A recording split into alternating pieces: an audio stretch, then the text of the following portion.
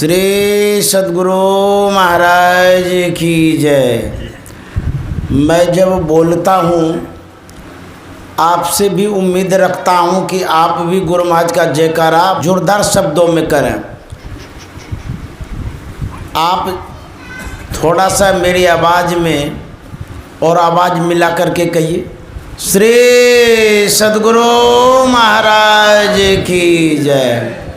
नमामि अमित ज्ञान रूपम कृपालम अगम बोध दाता सुबुद्धि निधि विशालम क्षमाशील यति धीर गंभीर ज्ञानम धर्म कील दृढ़ धीर समधीर ध्यानम जगत त्राणकारी अघारी उदारम भगत प्राण रूपम दया गुण अपारम नमो सद्गुरु ज्ञान दाता सुस्वामी नमामि नमामि नमामि नमामि श्री सद्गुरु महाराज की जय।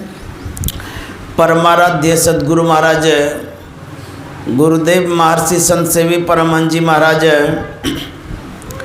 मंचस्थ पूज्य महात्मा गण, सरवा गांव के विशेष सत्संग प्रेमी महानुभावों, माता एवं बहनों, हमारे आदरणीय रामू वैद्य बाबूजी, आदरणीय सिकंदर महतो बाबूजी, जिनके सत्प्रयास से यह सत्संग कार्यक्रम हो रहा है। संतमत का जो विषय है उन विषयों का प्रतिपादन करना मुझ जैसे साधारण व्यक्ति से असंभव है। जो विषय गुरु महाराज ने निर्धारित किया है उस विषय को गुरु महाराज जी विशेष रूप से समझा पाते थे, सिखा पाते थे, बता पाते थे, क्योंकि उन विषय को वो समझते थे। गुरु महाराज को अनुभव था, उन्होंने साधना की थी, साधना में उनकी उच्च गति थी, इसलिए वो उस विषय को सही ढंग से रख पाते थे, बता पाते थे, समझा पाते थे। हम लोग तो सुनी सुनाई बात करते हैं, जो साहित्यों में अध्ययन किए हैं, पढ़े हैं, जो स्मरण में बातें रहती हैं वही आप लोगों के सामने रख पाता हूँ। तो जो विषय है योग के विषय में, ज्ञान के विषय में, ध्यान के विषय में, यह आप लोग पुराने सत्संग प्रेमी हैं, सुने समझे भी होंगे। मुझे जो आप लोगों ने समय दिया इसके लिए बहुत बहुत धन्यवाद। मैं सौभाग्यशाली हूँ, आप जैसे सत्संग प्रेमियों के बीच में कहने का मौका मिला। हम लोग वेद मंत्र सुन रहे थे, पश्चात उपनिषद वाणी को सुने, बाद में संतवाणी सुने, सार रूप में गुरु महाराज के वाणी को सुने। सत्संग योग में जो क्रमबद्धता है, विषयबद्धता है, उन विषयों को ध्यान में रख कर के जो गुरु महाराज ने अपने वाणी को सजाया है वो पूर्ण वाणी है, संपूर्ण वाणी है। यदि आप सत्संग योग के सभी विषयों को पढ़ते हैं और गुरु महाराज की एक वाणी को पढ़ लेते हैं तो सभी विषयों की संपुष्टि हो जाती है गुरु महाराज के वाणी से। तो गुरु महाराज सार वाणी कह गए हैं। हम लोगों को सुनने को मिला कि ज्ञान और योग क्या है, इस विषय में पूज्य महात्मा से भी सुन रहे थे। योग जोड़ने को कहते हैं। जब हम योग करते हैं तो अपनी दृष्टियों को जोड़ते हैं, मन को केंद्रित करते हैं, परम प्रभु परमात्मा में अपने मन को लगाते हैं। यह एक योग है। वैसे तो बहुत तरह का योग है, शारीरिक योग भी है। जब हम आसन करते हैं, प्राणायाम करते हैं, ये भी एक योग ही है। शरीर को स्वस्थ करने के लिए स्थूल योग है, शारीरिक योग है। सूरत को स्वस्थ करने के लिए एक आंतरिक योग है, ध्यान योग। कबीर साहब ने बड़ा अच्छा कहा है, मूल ध्यान गुरु रूप है, मूल पूजा गुरु पाँव, मूल नाम गुरु वचन है, मूल सत्य सत भाव। हम लोग जो योग करते हैं, ध्यान करते हैं, इसका मूल क्या है? मूल ध्यान गुरु रूप है। गुरु के ध्यान को मूल बताया गया है। ध्यान एक ओरता को कहते हैं। ध्यान उसे कहते हैं जब मन निर्विषय हो जाए, मन में कुछ नहीं रहे लक्ष्य के अलावे, उसे ध्यान कहते हैं। शिवनारायण स्वामी ने कहा, निहारो यारो गुरु मूरति की ओर, गुरु मूरति सूरति बिच निरखो तबूर होत इंजोर। निहारने का मतलब होता है देखना, पर्यायवाची शब्द है। निहारना, देखना, ताकना।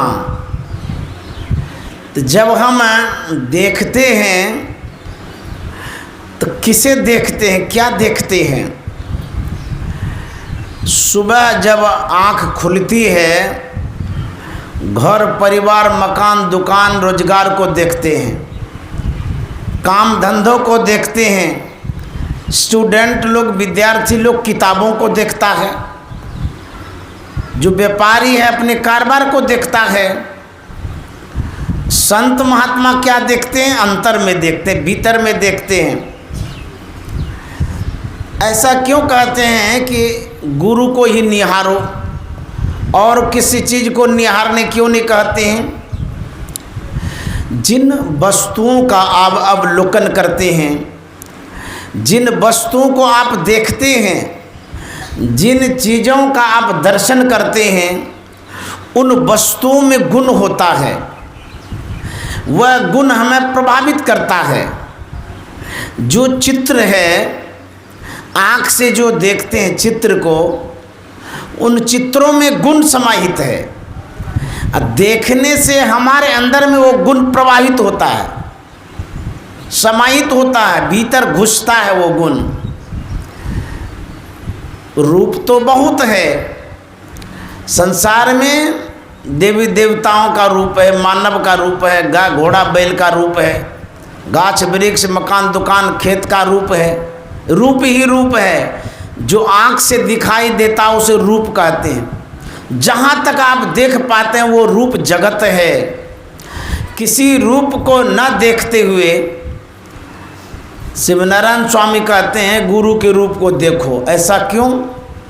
इसलिए अति पावन गुरु मंत्र मनई मन जाप जपो, उपकारी गुरु रूप को मानस ध्यान थपो।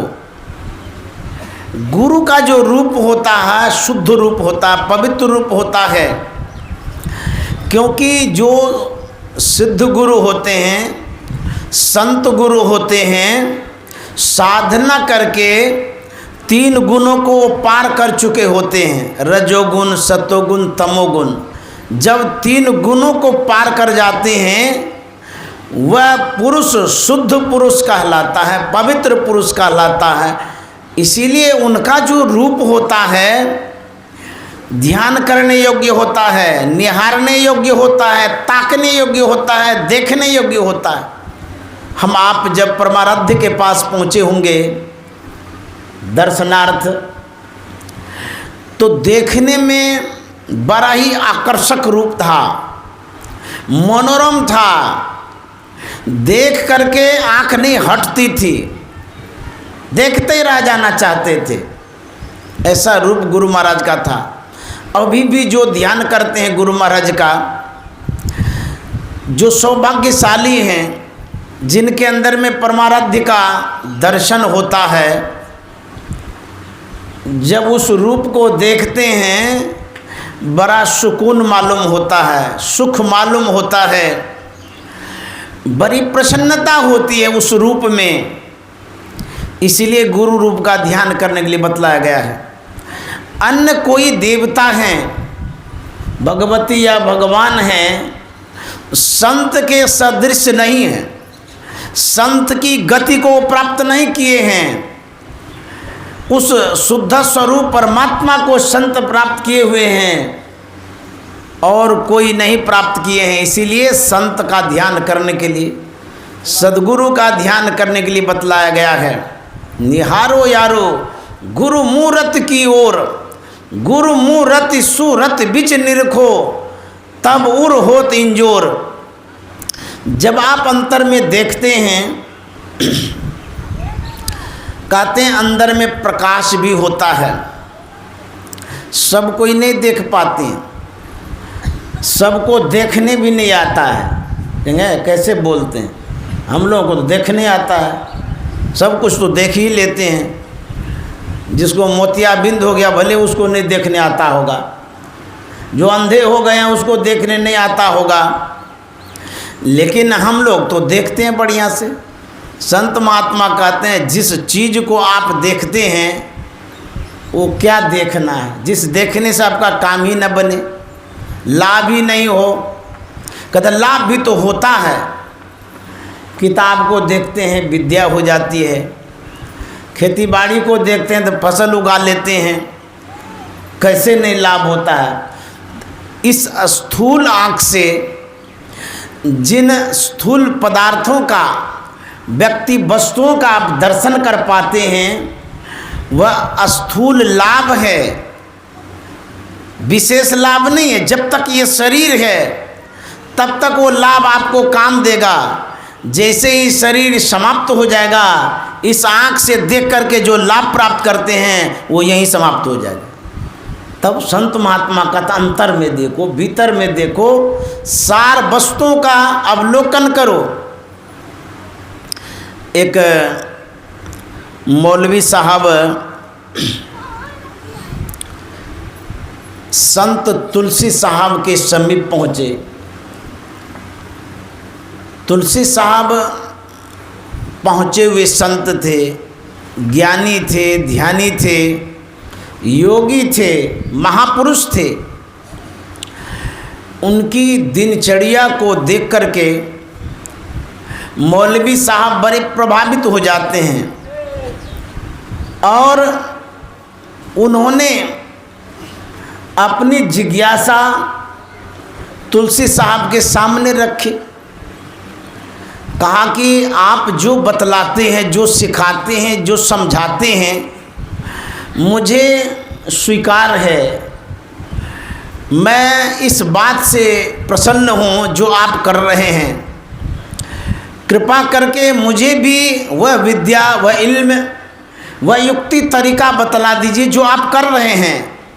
साधना की जो विधि है वो हमें बतला दीजिए। तुलसी साहब ने जन कल्याण हित के लिए, मुसलमान साहब थे फिर भी उसे साधना की विधि बतला दिए। वह मौलवी साहब वहीं रह कर के अभ्यास करने लगे, ध्यान करने लगे। एक समय आता है, तुलसी साहब मौलवी साहब को समझाते हैं, बताते हैं, कहते हैं, निर्देश करते हैं, अरे तकी तकते रहो, मुर्शद ने ये पंजा दिया, बेहोश हो मत छोड़ियो, गर चाहे तू जलवा प्यार तकी तकते रहो। तकी कहते हैं ताकने वाले को, देखने वाले को। उनको दृश्यों की क्रिया बतला दी गई थी, संकेत करते हैं, सावधान करते हैं, बताते हैं कि तकी, उसका नाम तकी भी था, और जो दृश्यों की क्रिया करते हैं वो भी तकी हैं। तकते रहो, देखते रहो। किस तरह से, किस विधि से? जो तरीका गुरु ने बतलाया है। मुर्शद कहते हैं गुरु को। मुर्शद ने ये पंजा दिया, पंजा में तौर तरीका होता है। जो तुम्हें गुरु ने तौर तरीका, भेद, रहस्य बतलाया है, उस तरह से तुम देखते रहो। बेहोश हो मत छोड़ियो, गफलत से, लापरवाही से छोड़ मत देना। इसको करते रहो जैसे मैंने बतलाया है। गर चाहे तू जलवा प्यार तकी तकते रहो। यदि तुम अपने अंदर में प्रकाश चाहते, उजाला चाहते हो, तो इस जिस तरह से मैंने बतलाया उस तरह से करो। तुम्हारे अंदर में प्रकाश होगा, उजाला होगा। तो किस तरह से ताकने के लिए, देखने के लिए बतला रहे हैं। गोस्वामी तुलसीदास जी महाराज ने कहा है, हमारी जो आँखें हैं वो ढकी हुई है। कहेंगे बड़ा विचित्र बात है, अभी तो हम चश्मा भी नहीं लगाए हैं, ढकी हुई कैसे है? हम लोग तो ताक रहे हैं बढ़िया से। सबकी आँखें तो खुली है। एक स्थूल आँख है जिससे संसार का अवलोकन करते हैं। एक सूक्ष्म आँख है जो भीतर में है, आवरणित है, ढकी हुई है। उसी आँख का उन्मेष करना, खोलना है। कि बड़ा बात, वो एक आँख और है जिसका पता आप किसी को है कि नहीं है। संत महात्मा को पता है। संत जानते हैं कि एक नेत्र है जिसका नाम शिव नेत्र है। तीसरा नेत्र है योग हृदय, आज्ञा चक्र कहते हैं, वहीं पर वो आँख है। वह जो आँख है आवरणित है, ढकी हुई है। तो तुलसीदास जी महाराज कहते हैं यदि वो आँख उघड़ जाए, उस आँख में क्षमता कितनी है, देखने का पावर कितना है। चश्मा में पावर लगाते हैं, मैंने भी लगाया है चश्मा, कम पावर वाला है, हमें सूझता ज़रूर है, लेकिन पढ़ने लिखने के लिए लगा लिए हैं। तो ये जो चश्मा, इसमें पावर बढ़ाया जाता है। तुलसीदास जी महाराज कहते हैं जो आपकी आँखें हैं, ये दो ठो आँख, इसमें कम पावर है। संसार दिखता है लेकिन संसारपति परमात्मा इससे नहीं दिखता है। इसलिए यदि पावर वाला आँख चाहते हैं, वो अंदर में आँख है, उस आँख को खोलना पड़ेगा, ढका हुआ है। उघ रही विमल विलोचन हिय के, हिय मन हृदय। हमारे हृदय में वो आँख है। कहाँ है? छाती के पास? नहीं, आँख के बीच में, योग हृदय में। वह आँख कैसी आँख है? कहता विमल विलोचन, पवित्र आँख है वो। विलोचन का मतलब होता है विशेष आँख। वह जो विशेष आँख है यदि उघड़ जाए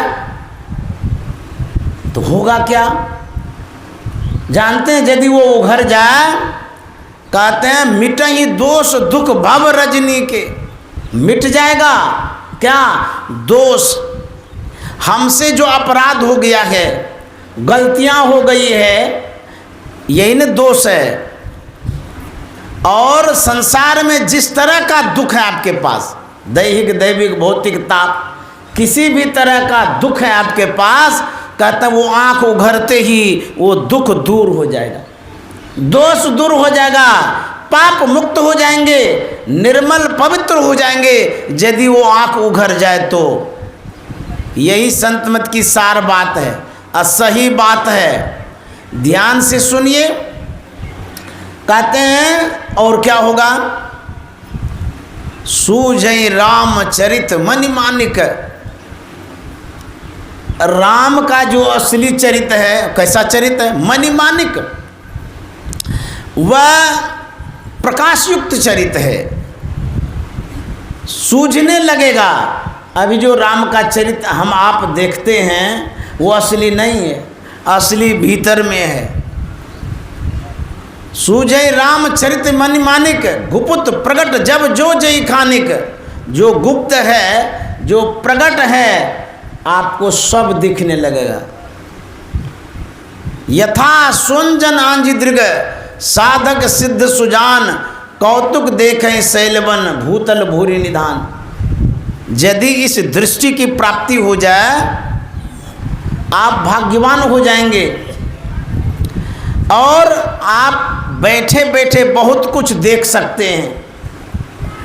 उपनिषद में एक वाक्य है, विंदो मनोलयं कृत्वा दूरदर्शन मापनुयात। बिंदु में जब मन को लय करते हैं तो टीवी प्राप्त होता है। कहें बाप रे, फिर ये में टीवी में तो बहुत दाम लगता है, टीवी का तो बहुत कीमत है। लेकिन उपनिषदकार कहते हैं यदि सही ढंग से ध्यान करिएगा, आपको वो टीवी की प्राप्ति होगी जो टीवी दुनिया में कहीं है भी नहीं। दूरदर्शन मापनुयात, दूरदर्शन का था टीवी को, दूर से दूर के दृश्यों को दिखाने का जो यंत्र है उसे टीवी कहते हैं। अंदर में वो टीवी है, वो प्राप्त हो जाएगा यदि सही ढंग से ध्यान करेंगे तो। बिंदु मनोलयं कृत्वा दूर श्रवण कारणम। यदि सही ढंग से ध्यान करेंगे, शब्द पकड़ने की क्षमता हो जाएगी। तो ध्यान जो करेंगे, सही से दृष्टि योग जो करेंगे, उसको प्राप्त होगा। जब भगवान श्री राम सीता माता की खोज में चले थे, यत्र तत्र भटक रहे थे, ढूंढ रहे थे, पता लगा रहे थे, खोजते ढूंढते आगे जा ही रहे थे। जब माँ पार्वती को इस बात का पता चला कि भोले बाबा के जो इष्ट हैं भगवान श्री राम अपनी धर्म पत्नी को खोज रहे हैं, खोजते हैं बड़ी विचित्र ढंग से। जंगलों से पूछते हैं, जानवरों से पूछते हैं, पहाड़ों पठारों से पूछते हैं। ये पूछने का कोई तरीका है? पार्वती माता को संशय हो गया, भ्रम हो गया मन में। जिसको भोले बाबा भगवान समझते हैं, अपना इष्ट समझते हैं, क्या उनको ये पता नहीं है कि उनकी धर्म पत्नी कहाँ है? वो भी पूछते हैं जैसे तैसे। वह पार्वती माता भोले बाबा से कहती है कि भगवान श्री राम सीता माता की खोज कर रहे हैं, जंगलों में यत्र तत्र भटक रहे हैं, उनको पता नहीं है कि उनकी धर्मपत्नी कहाँ है, और इस तरह से वो खोज रहे हैं। भोले बाबा ने कहा, देखिए भगवान में संशय नहीं रखना चाहिए, हमारे इष्ट तो हैं ही। मन में भ्रम यदि रखोगे, संशय वाले को मुक्ति भी नहीं मिलती है।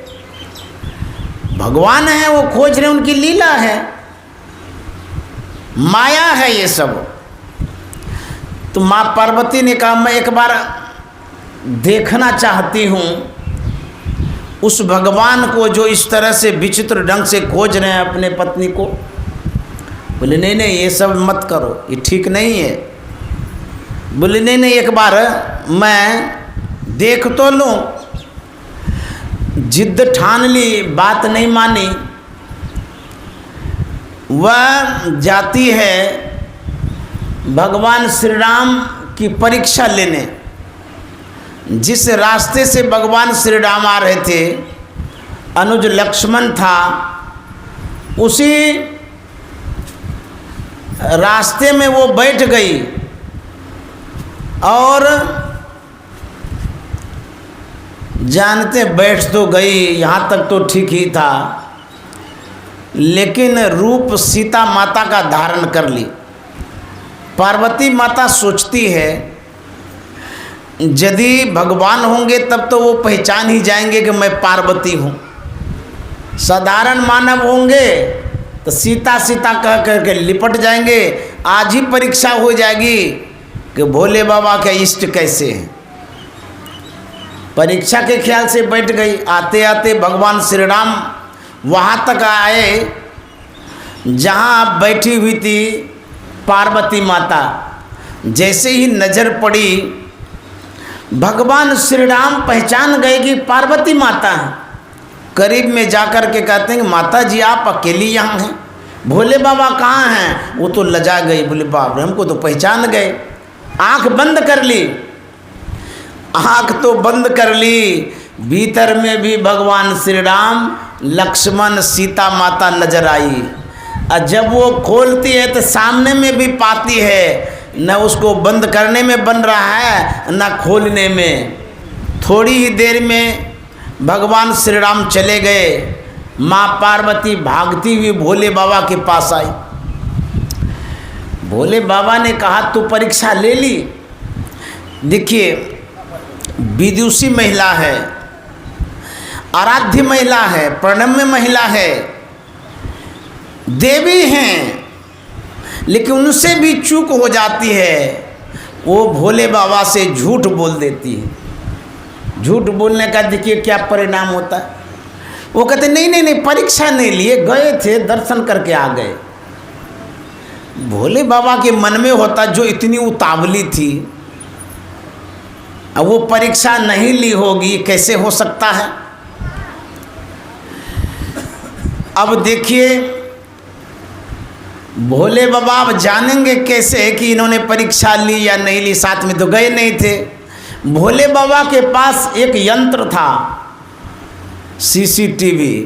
कहेंगे सीसीटीवी तो अभी प्रचलित है, उस समय कहाँ सीसीटीवी थी? बोले हाँ वो टीवी थी सीसीटीवी, लेकिन सब कोई नहीं जानते थे, सबको पता नहीं था। कोई कोई जानते थे कि भोले बाबा के पास सीसीटीवी है, उसे ही शिव नेत्र कहते हैं। उसी के कारण अभी सीसीटीवी चला है। सब तो भौतिक वैज्ञानिक नकल ही तो करते हैं, सब ऋषि मुनियों का नकल करते हैं। जो अंतर का ज्ञान है उसी को देख सुन करके बाह्य संसाधन जुटाते रहते। भोले बाबा ने कहा अच्छा ठीक है, जब ये कहती है कि हम खाली देख करके आए हैं, परीक्षा नहीं लिए हैं, तो हम सीसीटीवी खंगालते हैं। भोले बाबा बैठ गए, आंख बंद कर लिए और तीसरा नेत्र उन्मेष करते हैं, खोलते हैं। उससे कैसे बच सकेंगे?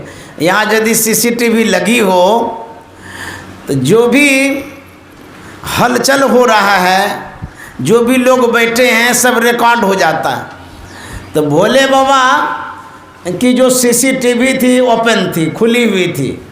ये तो सीसीटीवी कभी कभी खराब भी हो जाती है, बंद भी हो जाता है, लेकिन साधकों की जो सीसीटीवी है वो खुले रहती है, 24 घंटा रिकॉर्ड होते रहता है। भोले बाबा आंख बंद करके जब देखने लगे तो देखते हैं अरे इन्होंने तो परीक्षा ली। परीक्षा तो ली, लेकिन रूप सीता माता का धारण करके ली। यही यहाँ पर कठिनाई हो गई। भोले बाबा ने जब देखा बड़ा आश्चर्य लगा। आँख खोल करके पार्वती माता से भोले बाबा ने कहा करे तो हमसे छल करती है, झूठ बोलती है, तुमने परीक्षा नहीं ली। लेकिन मैंने जब अंतर में देखा आँख खोल करके, उसमें तो रिकॉर्ड है, मुझे तो दिखाई देता है तुमने सीता का रूप धारण किया है, वो तो मेरी माँ है। जानते इसका क्या परिणाम हुआ? भोले बाबा ने कहा पार्वती तुमने सीता माता का रूप धारण किया है, अब पति पत्नी का कोई संबंध नहीं है, तुमने जो वो रूप धारण किया है छोड़िए दिया। और उस दिन हम लोगों को पता चला कि भोले बाबा भीतर में देख पाते थे। वही योग जो प्रचलित है गुरु महाराज ने हम लोग को बतलाया। यदि हम लोग भी ध्यान करेंगे, बैठे बैठे सब कुछ देख लेंगे। परमाराध्य सद्गुरु महाराज कितने बड़े ज्ञानी थे, कितने बड़े ध्यानी थे। एक बार कुप्पा घाट के बरामदे पर जो गुरु निवास है, बाहर बरामदे पर गुरु महाराज बैठे हुए थे। उस समय सेवा में पूज्यपाद भगीरथ जी महाराज थे। गुरु महाराज ध्यान में ही रहते थे हर वक्त, और अंतर्मुख हो गए। अंतर्मुख होने के कारण चेतना जब सिमट जाती है, शरीर जड़वत हो जाता है। गुरु महाराज आंख बंद करके ध्यान कर रहे थे, गर्दन झुक गई। झुकने के कारण भगीरथ बाबा के मन में होता है कि गुरु महाराज सो रहे हैं। सावधान करने के लिए भगीरथ बाबा ने धीरे से कहा कि हुजूर अंदर चला जाए। तो गुरु महाराज यथावत रहे।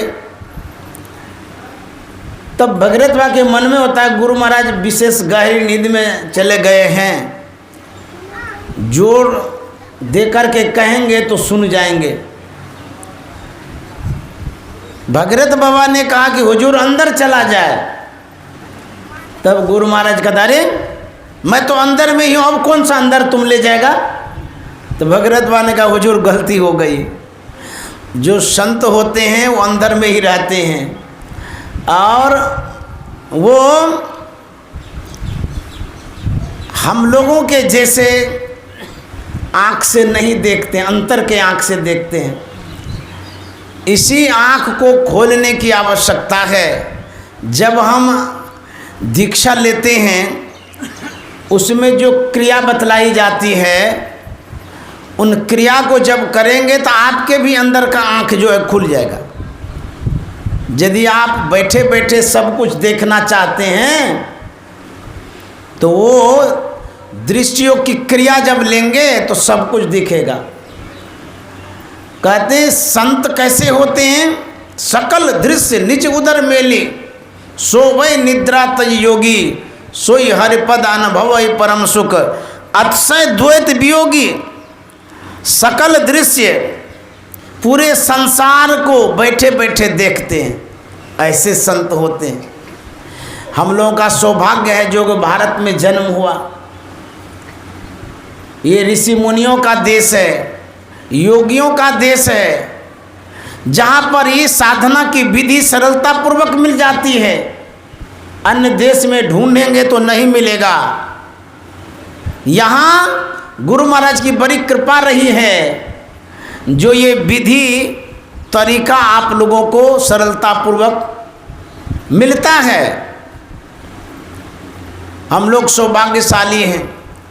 इसलिए हम लोगों को चाहिए कि यह जो क्रिया है, संत मत की जो साधना है, विधि, इसको लेकर के हम ध्यान करें।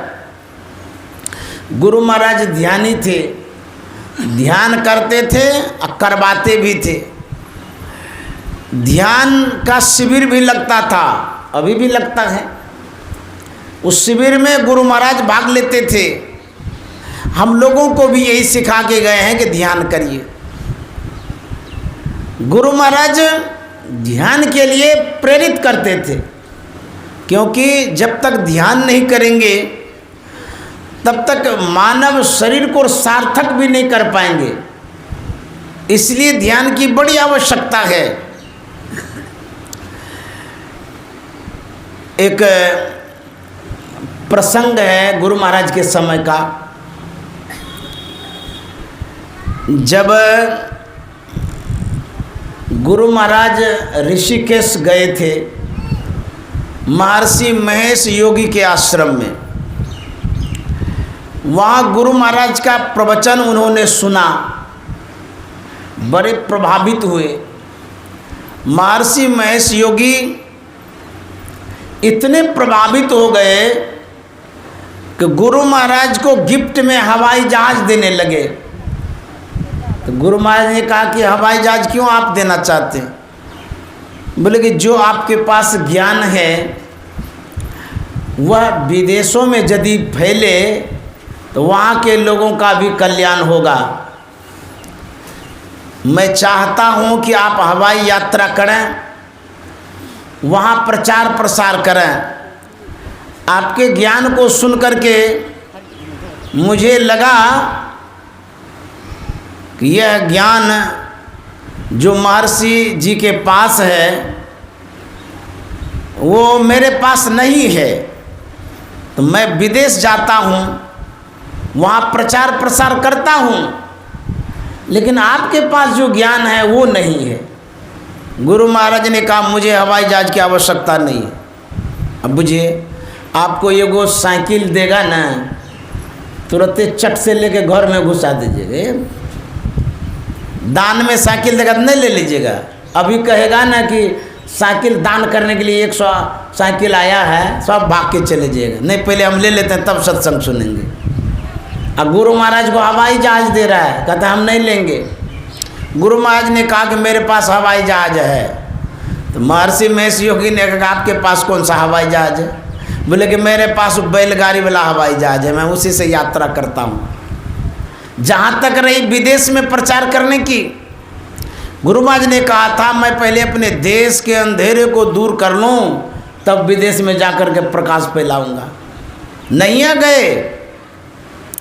ये जो ज्ञान है जिसे सरलता पूर्वक हम आपको मिली है, विदेशियों के लिए बड़ा दुर्लभ है, बड़ा कठिन है। इसीलिए हम लोग सौभाग्यशाली हैं। एक बार अखिल भारतीय सत्संग हो रहा था, गुरु महाराज के समय की बात है। उस सत्संग में बौद्ध जगत के प्रख्यात विद्वान भिक्षु जगदीश काश्यप भी आमंत्रित थे, बुलाया गया था। उन दिनों अखिल भारतीय में ब्रह्म मुहूर्त में घंटी बजती थी ध्यान की, सब उठ करके ध्यान करते थे। उस अखिल भारतीय में ब्रह्म मुहूर्त में घंटी बजती है 2:45 बजे। जोर से जो घंटी बजी, भिक्षु जगदीश काश्यप की नींद खुल गई। जब समय देखते हैं, घड़ी देखते हैं, तो देखते हैं अभी तो अर्धरात्रि है, और सोचते हैं कि इस समय महर्षि जी कौन पूजा कर रहे हैं घंटी बजा करके। वह बाहर निकलता है, पंडाल तक पहुंचता है। जब तक मैं वो पंडाल के पास पहुंचा, तब तक में जहाँ तक उनकी नज़र जाती है वहाँ तक देखते हैं सब सत्संगी अपने शरीर को आवरणित कर लिए हैं, ढक लिए हैं कपड़ों से, और ध्यान में बैठे। जैसे दूर तक देखे, भिक्षु जगदीश काश्यप को वह देख करके भगवान बुद्ध की साधना पद्धति याद आ गई। उन्होंने तो लिखा था त्रिपिटक, लेकिन लिखा था, भगवान बुद्ध को ध्यान करते देखा नहीं था। उन्होंने लिखा था तो पता हुआ उनको कि भगवान बुद्ध रात्रि में जागरण करते थे, अपने शिष्यों के साथ साधना करते थे। जब उस दिन उस दृश्य को जगदीश काश्यप ने देखा, उसे एकाएक भगवान बुद्ध की साधना पद्धति याद आ गई। सोचने लगे, अरे जिस बात को मैंने लिखा है ग्रंथों में, वही बात देखने को मिल रही है। भगवान बुद्ध रात्रि में शिष्यों के साथ ध्यान करते थे। ये तो महर्षि में ही की जो साधना पद्धति है, भगवान बुद्ध की साधना पद्धति से मिलती जुलती है, क्योंकि उनके भी अनुयायी शिष्य लोग ध्यान कर रहे हैं। फिर उसी समय मन में उत्पन्न होता है, अच्छा, महर्षि जी के जितने शिष्य हैं सब तो ध्यान में बैठे हैं इस समय, लेकिन इस घड़ी में महर्षि जी क्या कर रहे हैं उनको भी तो देख लें। अब देखिए, परीक्षा की घड़ी आ गई। परमाराध्य के जीवन को जानिए बढ़िया से, गहराई से। उनका चरित्र कैसा था, साधना कैसी थी, वो क्या सिखाते थे, क्या करते थे। भिक्षु जगदीश काश्यप गुरु महाराज को जांचने के लिए, देखने के लिए वो जाते हैं गुरु महाराज के पास कि देखें महर्षि जी इस ब्रह्म मुहूर्त में क्या कर रहे हैं। धीरे कदम जाते हैं, धीरे धीरे कुटिया के पास पहुँचे। उसमें दरवाज़ा लगा हुआ नहीं था, फूस की कुटिया होती थी। श्रद्धा से लोग नई नई कुटिया गुरु महाराज को बना के देते थे। जैसे ही कुटिया के अंदर में वो झांकते हैं ब्रह्म मुहूर्त में, इधर शिष्य लोग ध्यान कर रहे हैं पंडाल में, गुरु महाराज अपनी कुटिया में हैं। उन्होंने देखा कि महर्षि गुरु महाराज मशहरी लगा करके ध्यान मुद्रा में बैठे हैं। जैसे ही देखा इतने वो प्रभावित हो गए और उन्होंने मने मन कहा, महर्षि जी के रूप में तो हमको भगवान बुद्धि मिल गए, क्योंकि भगवान बुद्ध भी इसी तरह से ध्यान करते थे। कहा ही नहीं बल्कि वो संत मत से दीक्षित भी हो गए। ये गुरु महाराज की साधना थी। हम लोगों को भी यही सिखा गए हैं कि ध्यान करिए, ध्यान करेंगे तब ज्ञान होगा, तब ईश्वर की प्राप्ति होगी, आपकी भक्ति पूर्ण होगी।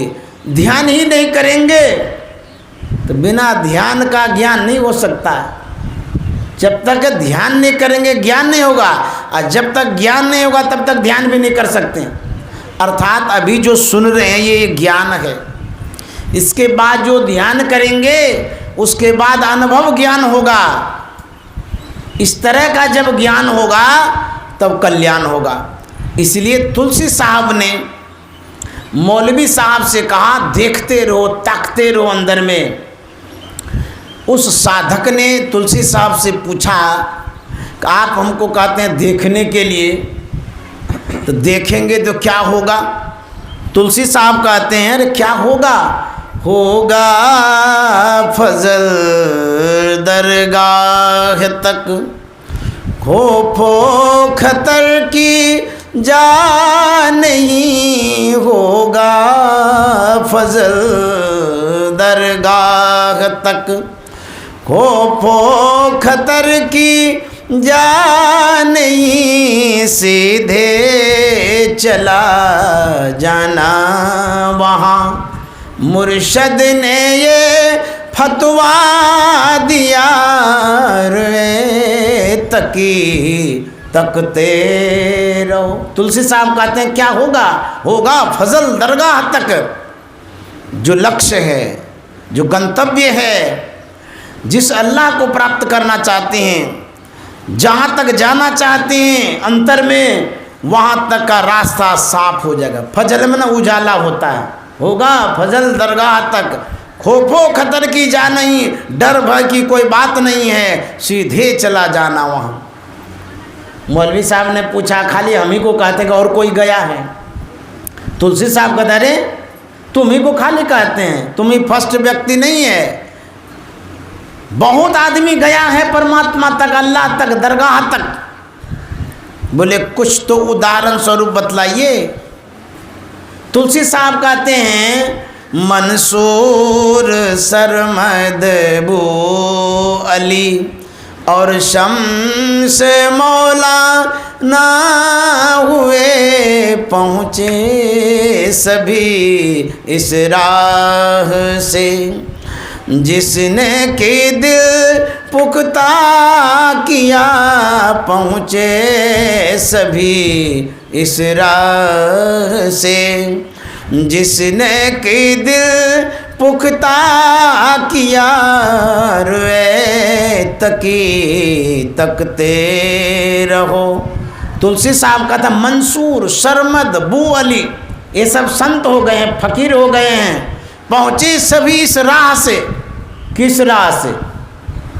रास्ता सहरग में है दिलबर पे जाने के लिए। आज्ञा चक्र में जो रास्ता है उसी हो करके सब कोई गए हैं परमात्मा तक, अल्लाह तक, गॉड तक। यही एक रास्ता है ईश्वर तक पहुंचने का। आज्ञा चक्र में कहते हैं खौफो खतर की जा नहीं, डर भय की कोई बात नहीं है, इसी रास्ते से जाना होगा। जो कोई गए हैं यही रास्ता अपनाए, और दूसरा मार्ग है ये नहीं है। गुरु महाराज ने कहा निज तन में खोज सज्जन, बाहर न खोजना, अपने ही घट में हरि हैं, अपने में खोजना। अंतर में जब जाएंगे तब हरि परमात्मा से भेंट होगी। इस तरह से साधक लोग बढ़ते हैं आगे, ध्यानी लोग बढ़ते हैं। तुलसी साहब कहते हैं यह राह मंजिल इश्क है, पर पहुँचना मुश्किल नहीं, मुश्किल कुशा है रूबरू। जिसने तुझे पंजा दिया रे तकी तकते रहो। तुलसी साहब कहते हैं यह राह मंजिल इश्क है, पर पहुंचना मुश्किल नहीं। यह राह, कौन सा राह? अंतर का, भीतर का जो रास्ता है ये प्रेम का रास्ता है। जिनके अंदर में प्रेम नहीं है वो इस रास्ते पर प्रवेश नहीं कर सकता है। राह मंजिल इश्क है, पर पहुंचना मुश्किल नहीं। कबीर साहब ने लिखा है कि प्रेम भक्ति का गेह है, ऊंचा बहुत एकांत, शीश उतारे भूमि धरे तब पहुँचे घर संग। ये जो भक्ति का रास्ता है, कहते हैं प्रेम क्या है? भक्ति का घर है। जो भक्ति करते हैं यदि मन में प्रेम नहीं है वो बेघर भक्ति करते, वो पहुँच नहीं सकते हैं। प्रेम की बड़ी आवश्यकता है। प्रेम बिना जो भक्ति है सो निज डिम्ब विचार, उद्र भरण के कारणे जन्म गमायो सार। तो गुरु महाराज कहते हैं, तुलसी साहब कहते हैं ये राह मंजिल इश्क है, प्रेम का ये रास्ता है, पर पहुंचना मुश्किल नहीं। पर किंतु परंतु ऐसा क्यों लगा दी? जहाँ ये शब्द हो वहाँ कुछ न कुछ खटका होता है, कुछ न कुछ कारण होता है। तुलसी साहब का था पर पहुंचना मुश्किल नहीं, ऐसा क्यों कह दिए? वो रास्ता प्रेम का है, पर क्यों कह दिए? इसमें क्या कारण है? तो तुलसी साहब कहते हैं मुश्किल यही है सच्चे सदगुरु का मिलना। मुश्किल कुशा है रोबरू, कुशल गुरु का मिलना मुश्किल है, कठिन है। अनरा गुरु बहरा चला, दोनों नरक में ठेलम ठेला। सच्चे सदगुरु नहीं मिलेंगे, इस प्रेम मार्ग में प्रवेश नहीं कर सकते हैं, नहीं घुस सकते हैं, मुश्किल है। कहते मुश्किल कुशा है रोब, कुशा मन कुशल। जिसने तुझे पंजा दिया, जिसने तुझे तरीका बतलाया, भेद बतलाया है ईश्वर के मार्ग में जाने का, वैसे अच्छे गुरु का मिलना मुश्किल, सच्चे गुरु का मिलना बड़ा मुश्किल है। एक बार गुरु महाराज कुछ विद्वानों के बीच में अपनी भावना व्यक्त कर रहे थे। कह रहे थे मैं बड़ा सौभाग्यशाली हूँ जो मुझे बाबा देवी साहब जैसे गुरु मिले। तो एक विद्वान सज्जन बोल बैठे कि गुरु महाराज मैं आपसे भी विशेष सौभाग्यशाली हूँ। तो पूछा गया भाई आप कैसे गुरु महाराज से भी विशेष सौभाग्यशाली हैं? उस विद्वान ने कहा कि गुरु महाराज आपको बाबा देवी साहब जैसे सच्चे सदगुरु को खोजते खोजते वर्षों लगा, बहुत कठिनाई हुई, तब वो मिले। मैं आपसे विशेष सौभाग्यशाली इसलिए हूँ कि आपके जैसे गुरु को खोजने में कोई मुझे कठिनाई नहीं हुई। तो हम लोग सौभाग्यशाली हैं, इतने सरल संत मिल गए सदगुरु महाराज, और इतने कृपालु, इतने दयालु। यदि साधारण साधु महात्मा होते, खाली विद्वान होते, आज विदेश में होते, हवाई यात्रा करते रहते, ढेर पैसा गुरु महाराज के पास होता। उन्होंने कहा नहीं, मैं गांव के गरीब को, असहाय को, अनाथ को अपने ज्ञान बांटूंगा और कहीं नहीं जाऊंगा। तो यदि गुरु महाराज हम आप तक नहीं आते, इस ज्ञान से लाभ नहीं ले पाते। यदि पैसा पर गुरु महाराज चले जाते तो अभी अमेरिका में होते। ऐसे महान संत सदगुरु महाराज हैं जिनका सानिध्य हम लोगों को मिला हुआ है। गुरु महाराज का जो पद मैंने पढ़ा, बस थोड़े शब्दों में समाप्त करूंगा, समय भी होने वाला है।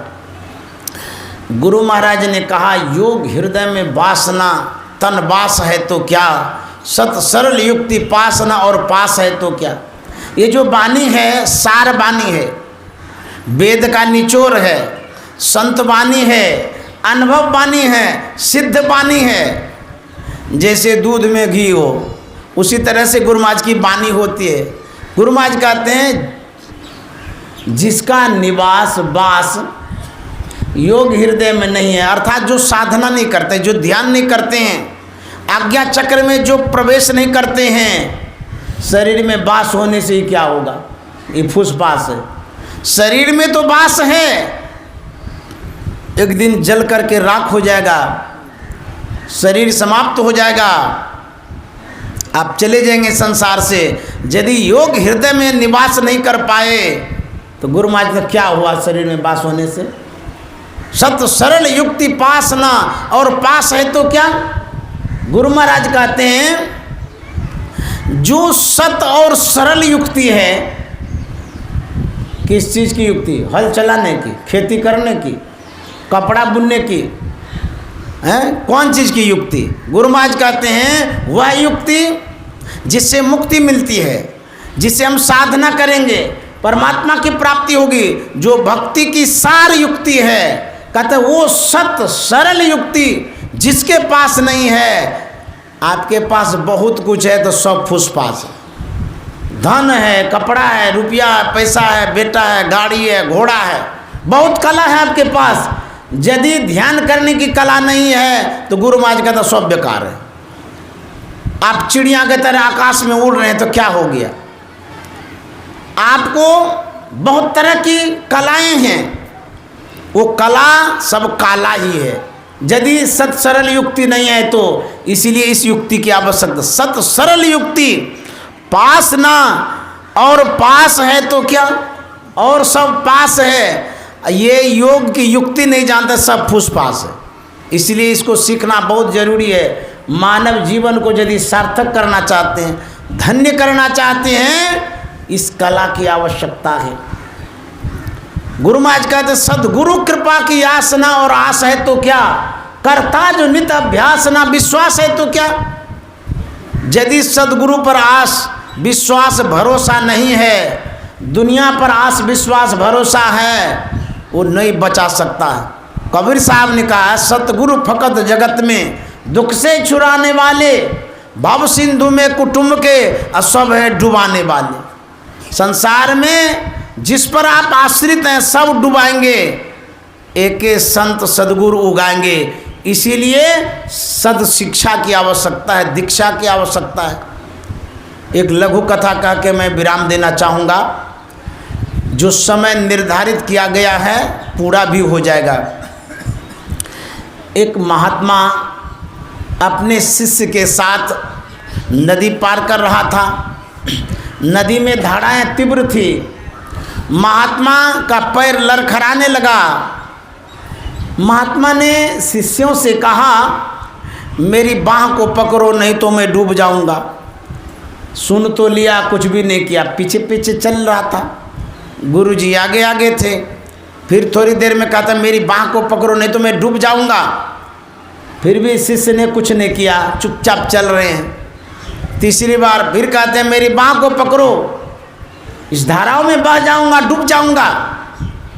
फिर भी शिष्य चुपचाप सुनता रहा, चलते रहा, कुछ नहीं किया। गुरुजी को गुस्सा आ गया, चेलवागा बाँह पकड़ लिया, घींचते घींचते सूखी जमीन में जाके पटक दिया। मतलब बेवकूफ़ कहीं का, तुमको बार बार मैं कहता मेरी बाँह को पकड़ो नहीं धाराओं में डूब जाऊंगा, न कुछ बोलता है न पकड़ता है, ऐसा तुमने क्यों किया।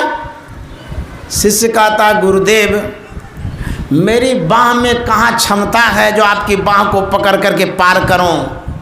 अरे तो छोटी मोटी नदियां हैं, आप तो भवसागर से पार कर देते हैं, न आप डूबेंगे न डूबने देंगे, इसी भरोसे से मैंने आपके बाह को नहीं पकड़ा।